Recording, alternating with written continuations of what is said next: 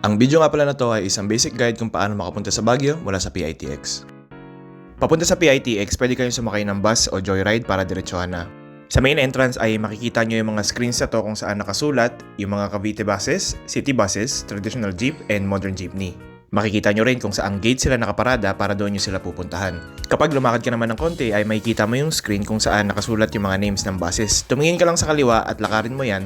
At kailangan mong baybayin yung diretsyon na yan para makapunta ka doon sa bilihan ng ticket papunta ng Baguio.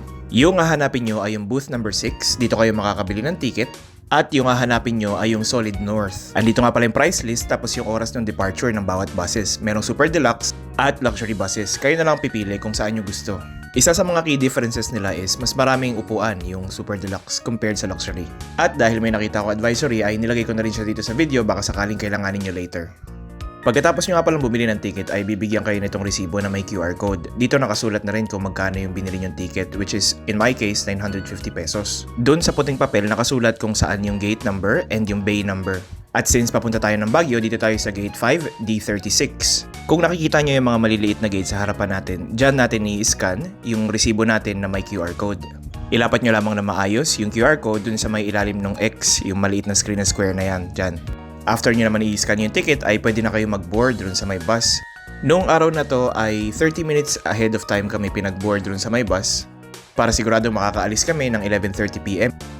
Make sure lang na susundan natin yung mga do's and don'ts kapag ka nagbo-board ka na sa bus. Bawal ang itlog, bawal ang mais, at bawal din ang mga vendor sa loob. Dito sa bus na pinili natin, yung right hand side ay pang dalawahan and yung left hand side ay pang isahan lang. And nakakatuwa dito is reclining siya tapos meron siyang footrest sa baba kaya talagang komportable yung pagbiyahe mo papunta ng Baguio. Most importantly, meron siyang charging port.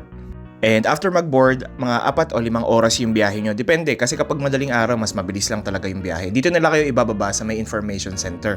Mula dito, pwede na kayo sumakay ng taxi papunta dun sa accommodation nyo. 24 hours nga pala yung mga taxi dito. And yan, bali kung saan ka bumaba, doon ka rin sasakay pa uwi. From the information booth, tatawid ka lang, tapos doon makikita mo na sis. And ayan, andun sa unahan yung Solid North. Yan. Punta natin. yung mismong terminal nga pala ng Solid North dito sa Baguio ay 2 minutes away lang from the information center. Yung bilihan ng ticket, nandito lang sa tent. Tinanong ko yung isang driver and operator, sabi niya, okay lang naman daw na mag-chance passenger, pero merong times na fully booked yung buses.